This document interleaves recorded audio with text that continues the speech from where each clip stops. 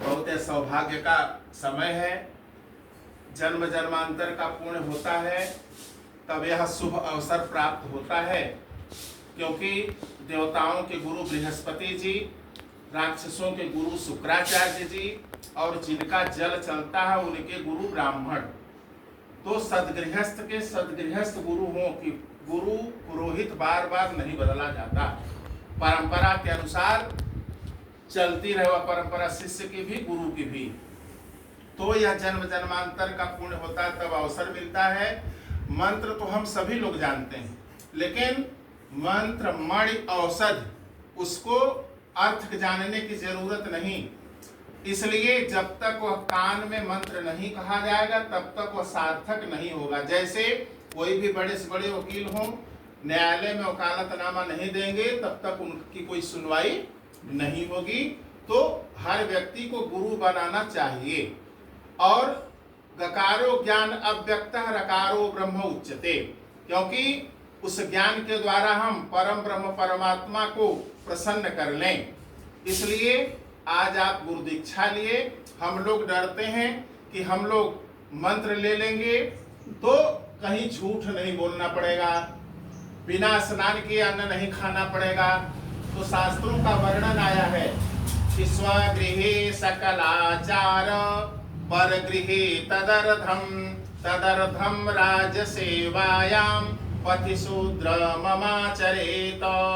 अपने घर रहिए, तो अगर भोजन करना है तो स्नान करके भोजन किया जाए। फलहार, दुग्धाहार, जलपान बिना स्नान के भी किया जा सकता, लेकिन कब? जब शरीर स्वस्थ हो।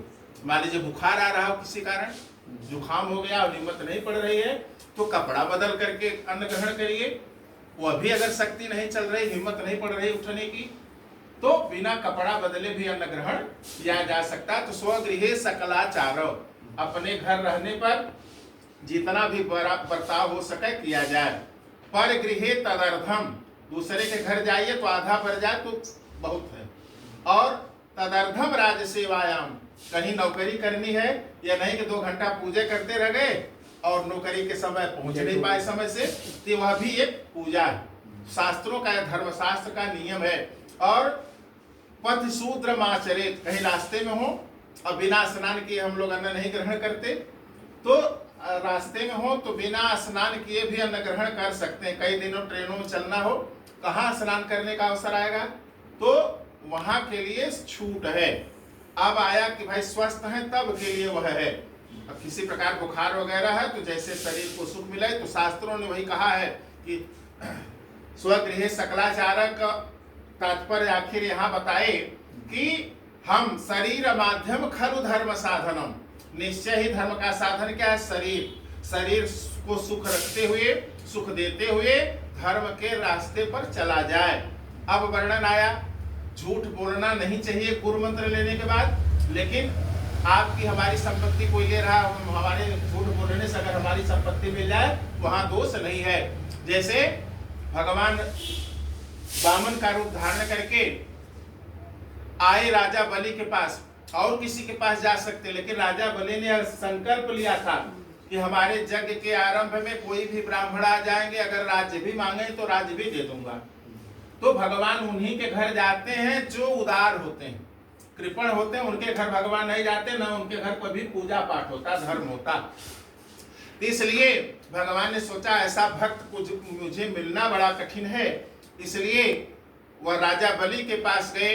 राजा बलि दूर से देखे तो आसन लगा करके तैयार थे कि इधर आ रहे, हो सकता है हमारे जग मंडप के पास ही आ रहे हो, इसलिए बिस्तर लगाने का अवसर न आए इसके पहले मैं बिस्तर लगवा दे रहा हूँ।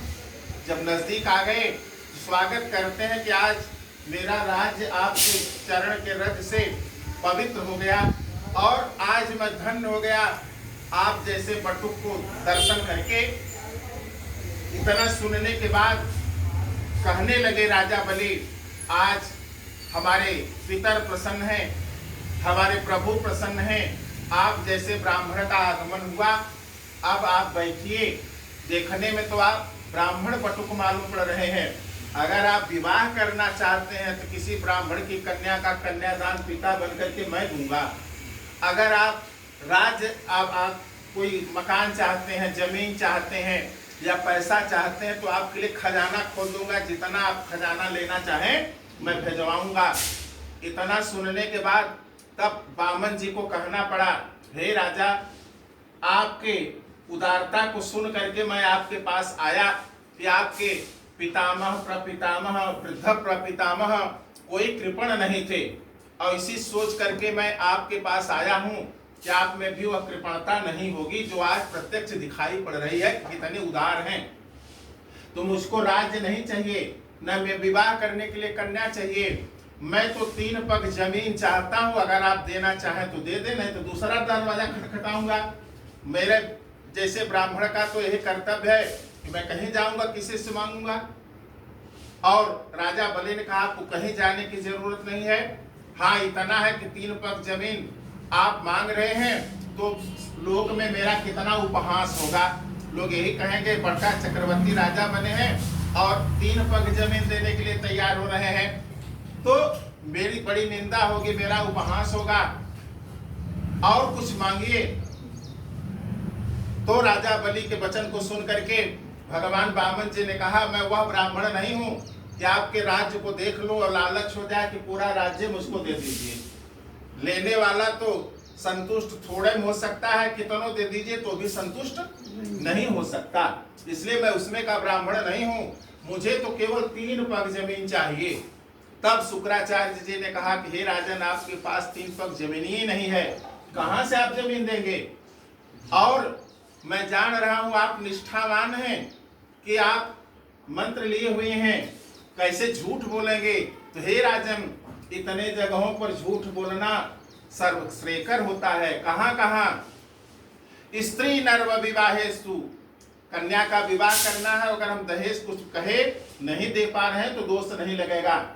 और हमारे झूठ बोलने से किसी को नौकरी मिल जा रही हो तो वहां पाप नहीं लगेगा। हमारे झूठ बोलने से किसी की संपत्ति बच जा रही है तो वहां झूठ बोल दीजिए। और हमारे झूठ बोलने से गाय का प्राण बच जा रहा है, बधिक पश्चिम से आ रहा है, पूरब तरफ गाय भागी, अगर वह पूछा कि कोई गाय को आपने देखा तो पूरब मत बताइए, जिधर गई है उधर मत बताइए, विपरीत दिशा बता दीजिए, तो वहां पाप नहीं लगेगा। इतने में राजा बलि ने कहा, हे राजन, इतने जगहों पर छोड़ करके तब दान देने का विधान है। कहा? धर्म के लिए पैसा रख लीजिए, जस के लिए मकान बनवाना हो, मंदिर बनवाना हो, उसके लिए पैसा रख लीजिए। भाई बंधु कोई कन्या का विवाह कर रहे हैं, उतना संपत्ति उनके पास नहीं है और भगवान हमको दिए हैं, क्योंकि न दत्तम नोपतिष्ठते, जो दिए हैं वह पा रहे हैं, जो नहीं देते हैं उनको भीख मांगने पर भी भीख नहीं मिल रही। इसलिए जो बोते हैं वही काटने के अधिकारी हैं, उन्हीं को मनमाना धन अन्न मिलता है, और जो नहीं बोए तो कोई कुछ नहीं मिलने वाला। हे राजन, जस के लिए, धर्म के लिए, कीर्ति के लिए और स्व अर्थात अपने लिए भी कुछ रख लीजिए। और उसके बाद आप यज्ञ करना हो, तीर्थ यात्रा करनी हो, भगवान दिए हैं तो किसी से मांगने की जरूरत ना हो, उतना रख करके तब दान देने का विधान है। इतने में राजा बलि की कन्या थी रत्नमाला। रत्नमाला ने जब देखा 52 अंगुल के बामन जी को तो मन में उसके उत्कंठा हुई कि ऐसा लड़का मुझे मिलता तो मैं उसे दूध पिलाती। भगवान स्वीकार कर लेते हैं, चलो दूध पिला देना। और उसके बाद जब अपनी पत्नी विंध्यावली को बुलवाए राजा बलि, तो आओ देवी, ऐसा शुभ अवसर बार बार नहीं आता। आ गई, बैठ गई। शुक्राचार्य जी ने कहा कि हमारे कहने पर भी हमारे शिष्य नहीं रुके, तो वह टोटी जो थी कमंडल की उसी में जाकर के बैठ गए। जब जल गिराने वाले थे, जल एक बूंद भी नहीं गिर रहा था, उसी समय बड़ा अपशकुन दिखाई पड़ा। राजा बलि को कुसा वगैरह लेकर के गए थे बामन जी, कहीं ढूंढना न पड़े, जरा सा खोद दिए और एक आंख चली गई शुक्राचार्य जी की। यहाँ ऋषियों ने कहा, शुक्राचार्य जी जितने बड़े विद्वान, ये आया है कि जो दान देने से किसी व्यक्ति को कोई रोकता है तो 60,000 वर्ष तक नरक भोगने के बाद दृष्टि का कीड़ा बनता है, 60,000 वर्ष तक रहना पड़ता। इतने ज्ञानवान होते हुए बिजली का कीड़ा बनना चाहते हैं, अन्यथा वह राक्षस कह देते कि हमारा हमेशा खाते थे गुरुदेव, और जब हमारी रक्षा की बारी आई तो देवताओं के तरफ से हो गई। इसलिए शुक्राचार्य जी ने वैसा किया। जब 3 पग जमीन का संकल्प ले लिए तो कहने लगे राजा बलि, हे विप्रवर, हे बटुक, जहां चाहिए आप नाप लीजिए। तो उन्होंने कहा नहीं, आपके महल की कहीं शोभा ना बिगड़ जाए, क्योंकि मैं महल तो बनवा नहीं पाऊंगा, छोटी सी कुटिया बनाऊंगा घास फूस की, आपके महल की कहीं शोभा ना बिगड़े, इसलिए एक तरफ बताइए। कहे नहीं, कहीं भी ले लीजिए। बार बार आग्रह करने पर, राजा बलि के कहने पर बटुक वामन जी 2 पग में तीनों लोक नाप लिया और कहे तीसरा पग बताइए। लेट गए, हमारी शरीर तो बची है। उसी समय उस रत्नमाला ने कहा, ऐसा लड़का होता तो मैं इसे कालकूट नामक विष पिला देती कि तुरंत मर जाता। भगवान ने कहा चलो दूध पिलाने के बहाने कालकूट विष पिला देना। वही पूतना जाकर के बनी, और जब भगवान उसके हृदय पर अपना चरण रखे तो अपने रूप में हो गए कि हे राजन, आपकी विजय हो गई, मैं पराजित हो गया, अब आप मांगिए।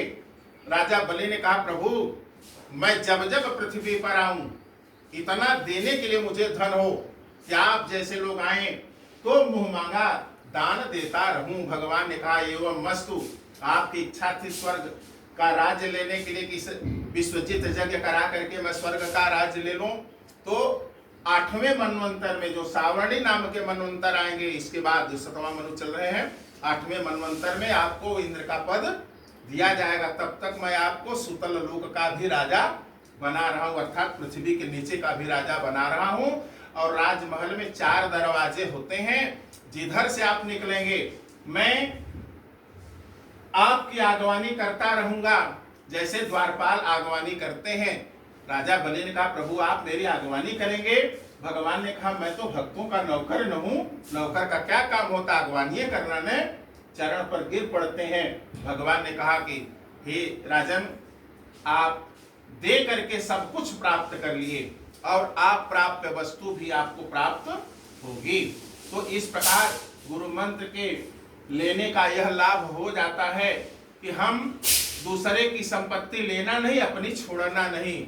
इसलिए परोपकाराय पुण्याय पापाय पर पीडनम, दूसरे को पीड़ा नहीं देनी है और अपनी संपत्ति को ले रहा है तो ऐसा ना कि झूठ बोलने से पाप लगेगा, कोई पाप नहीं लगेगा। बोले लक्ष्मी नारायण भगवान की।